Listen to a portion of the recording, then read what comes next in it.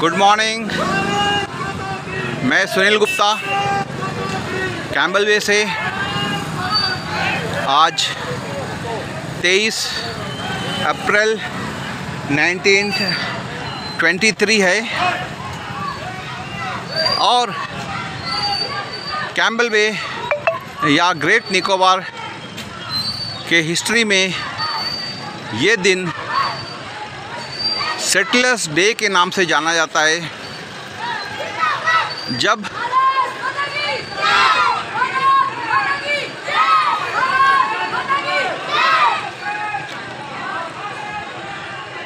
तेईस अप्रैल यही वो दिन है जिस दिन मेनलैंड से पहला सेटलमेंट कैम्बल वे में किया गया था, ग्रेट निकोबार में किया गया था। ये 23 अप्रैल 1969 को 69 लोगों को यहाँ पे लाया गया था। 69 फैमिलीज़। ईयर 1969 23 अप्रैल को ही। उसके बाद सेकेंड सेटलमेंट 1970 को हुआ था।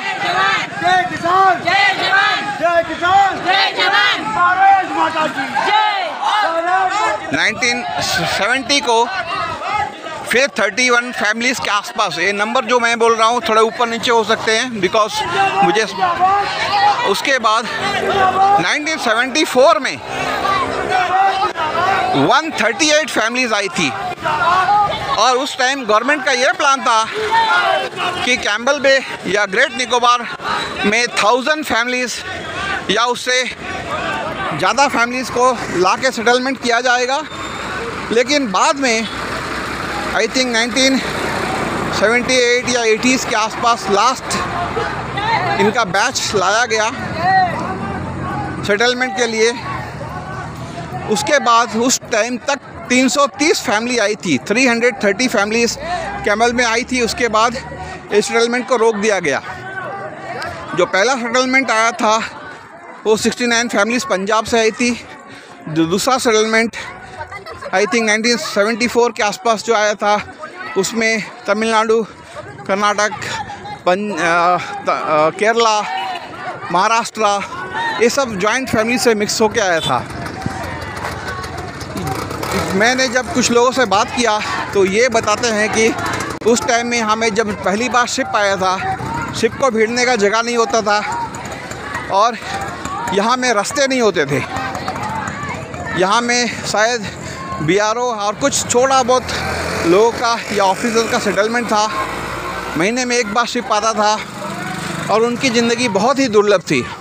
और आज हम जो ग्रेट निकोबार को देखते हैं ये उनका ही खून पसीना और उनका ही मेहनत का नतीजा है कि आज कैम्बल बे बहुत अच्छी तरीक़े से फल फूल रहा है और यहाँ में बहुत अच्छे गवर्नमेंट ऑफ इंडिया के प्रोजेक्ट्स भी आ रहे हैं।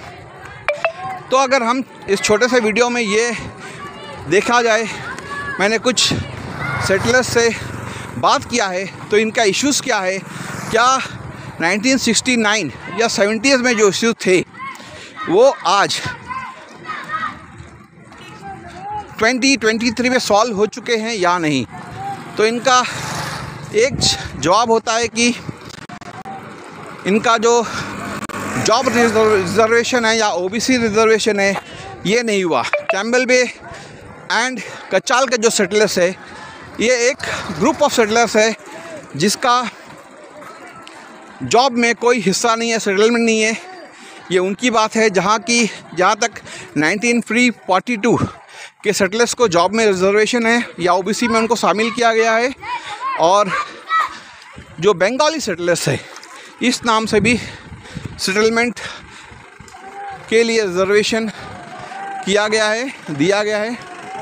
तो इनका एक डिमांड है कि इनका जॉब रिजर्वेशन के लिए कोई तरीका खोला जाए और इनकी लंबी लड़ाई बहुत सालों से चल रही है। दूसरा एक बहुत बड़ा इशू है और जो भी एक साल से तो मैं ही इनका संघर्ष देख रहा हूँ। इन लोग काफ़ी सारा स्ट्राइक किए हैं और लड़ रहे हैं। ये है MSP का, जो कोपरा का जाता है वो उसका MSP के लिए, लेकिन लोग बहुत बड़ा लड़ाई चल रहे हैं। और बात भी सही है, ये जो ग्रेट निकोबार में अगर यहाँ में किसान देखा जाए, किसान नारियल काफ़ी उगाता है, सुपारी ये ज़्यादा उगते हैं यहाँ के पर्यावरण या एनवायरनमेंट के हिसाब से। उस हिसाब से इनका MSP का मांग वाजिब है। और सेकंड इशू ये भी आता है कि जो इनके पास जो कोपरा होता है, इसको यहाँ से मेनलैंड लेके जाने की कोई सुविधा नहीं है। जो DSS है ये नॉर्मल पैसेंजर शिप में लेके जाने मना कर देता है बिकॉज ऑफ सम सर्टिफिकेशन या ये सब कुछ को लेकर। तो ये उनको हाई प्रायोरिटी में लेकर उनका ये प्रॉब्लम सॉल्व करना चाहिए। सेकंड एक इशू आता है जो मैं भी पर्सनली बोला है, एक कैमल बे को एक हार्ड एरिया में एज़ पर गवर्नमेंट एम्प्लॉयमेंट रखा गया है। तो इससे प्रॉब्लम क्या होता है, इससे 1 साल के लिए यहाँ पे सर्विसमैन आते हैं, जो भी गवर्नमेंट सर्वेंट हो, टीचर हो, JE हो या कोई भी स्टाफ हो। तो स्पेशली हॉस्पिटल सेक्टर, हॉस्पिटल में देखा जाए और एजुकेशन में देखा जाए, अगर एक टीचर 1 साल के लिए आता है, जब तक बच्चे उससे कंफर्टेबल होते हैं, जब तक एक प्रोसेस होता है, जब नया टीचर और स्टूडेंट्स का मिलाप होता है, तो उनको एक दूसरे को समझने में कुछ टाइम निकल जाता है। तो ऐसे में अगर 1 साल के अंदर उसका ट्रांसफ़र हो जाए और उसमें से उनका जो ईजीनेस या फ्रैंकनेस ये सब सेटलमेंट करने के लिए 4 महीने निकल जाए, तो ये भी एक बहुत बड़ा क्वेश्चन मार्क आता है। एटलीस्ट टीचिंग लाइन में टीचर्स को कुछ लंबा टाइम दिया जाना चाहिए, एटलीस्ट 2 साल या 3 साल देना चाहिए। एंड जो बाकी भी डिपार्टमेंट हेल्थ सर्विस में भी एक देना चाहिए, क्योंकि हेल्थ सर्विस में भी एक जो गांव वाले होते हैं, जो विलेज होते हैं, इनका जो रिलेशनशिप होता है टू द मेडिकल स्टाफ, जो डॉक्टर्स होते हैं, नर्स होते हैं, एक लोग बोलते हैं काफ़ी मरीज ठीक हो जाते हैं दवा से और कुछ दुआ से। तो ये भी एक गैप दिखता है। सेकेंड और एक इशू आ रहा है कि कैम्बल बे अब वो कैम्बल बे नहीं रहा, यहाँ में हर हफ्ते शिप आती है। अभी शिप का क्वांटिटी बढ़ गया है, शिप हर एक वीक आती है, एवरी डे 1 या 2 हेलीकॉप्टर होता है यहाँ से, डिफेंस का भी और इसका भी। तो इमरजेंसी केस में आपको इवैक्यूएशन करने के लिए प्रबंध है यहाँ में। और जो हार्ड कैटेगरी ऑफ जॉब है, इसे कैम्बल बे को एटलीस्ट ग्रेट निकोबार को हटा देना चाहिए, ताकि ये जो रूल्स होते हैं, रेस्ट्रिक्शंस होते हैं, ये हट जाएं। हाँ, बहुत सारे निकोबार ग्रुप में बहुत सारे ग्रुप ऑफ आइलैंड है जहाँ पे ये हार्ड कैटेगरी का जो लेबल है वो रहना चाहिए, जैसे निकोबार हुआ, कचाल हुआ, बहुत सारे आइलैंड है, डेरिंग एक आइलैंड है, पिलो मिलो, माकाचुआ एंड ऐसे बहुत से आइलैंड है जहाँ पे ये कैटेगरी रख सकते हैं। लेकिन जो मेन ग्रेट निकोबार है, इसे कैटेगरी हटा देना चाहिए। और एक सेकंड एक छोटा सा इशू आता है, यहाँ के जो बिजनेस मैन होते हैं या जो कॉन्ट्रैक्टर्स होते हैं, इनका एक बहुत बड़ा प्रॉब्लम आता है कि जो कार्गो शिप्स है, कार्गो शिप्स का बहुत बड़ा मोनोपोली होता है यहाँ पे, कि कोई भी सामान लाने के लिए गवर्नमेंट ये बोलती है या तो आप क्यूबिक मीटर में ले लीजिए रेट, जिसका आई थिंक 3,500 आसपास कुछ रेट है, या 1 टन का रेट ले लीजिए। लेकिन बहुत बार ऐसा होता है क्योंकि 1 या 2 शिप कैम्बल बे एरिया में पूरा सर्विस देती है, तो ये जो होता है रेट मल्टीपल टाइम्स लेती है। मैं एग्जांपल के लिए बता दूंगा, अगर एक चीज़ का MRP आपका 900 रुपया है, तो होलसेल में वो आपको 500 रुपया बिजनेसमैन को मिल जाता है। वो 500 रुपये सामान के ऊपर अगर ये ट्रांसपोर्टेशन और लेबर मिलाकर, ट्रांसपोर्टेशन में जो शिप का नाम तो नहीं लूँगा, उस शिप वाले 500 रुपये लेते हैं, तो 500, 900, 1400 हो गया, 900 हो गया, और उस पर आप 100 रुपये का ट्रांसपोर्टेशन मतलब लेबर चार्ज और गाड़ी का चार्ज ले लीजिए।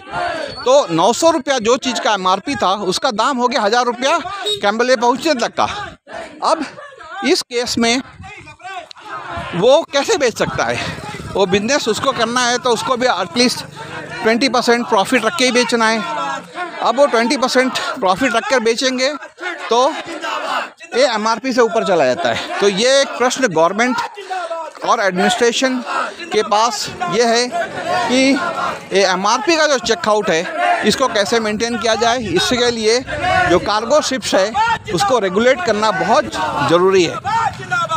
सेकंड, ये सारे प्रॉब्लम्स है। यहाँ का हेल्थ जो सेक्टर है इसका एक बहुत बड़ा इशू है। हेल्थ सेक्टर का इशू एक तो रिसोर्सेज का होता है। कभी यहाँ पे एक डॉक्टर होता है, कभी यहाँ पे डॉक्टर्स नहीं होते। डॉक्टर्स की अपनी मजबूरी होती है, कभी कभी वो उनको घर जाना होता है या कोई उनके मेडिकल इमरजेंसी आती है या एक डॉक्टर छुट्टी में चला गया, तो ये डॉक्टर्स का एक बहुत बड़ा प्रॉब्लम होता है।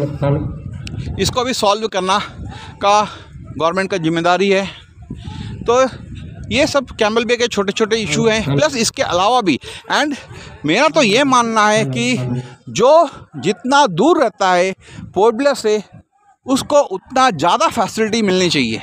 जैसा गवर्नमेंट एम्प्लॉयज़ को आई थिंक हार्ड लोकेशन में जाने के लिए कुछ एक्स्ट्रा पैसा कुछ मिलता है, तो ये प्राइवेट जो जॉब करते हैं इनको क्या मिलता है, या एक जो लेबर का काम करता है उसको क्या फ़ायदा होता है।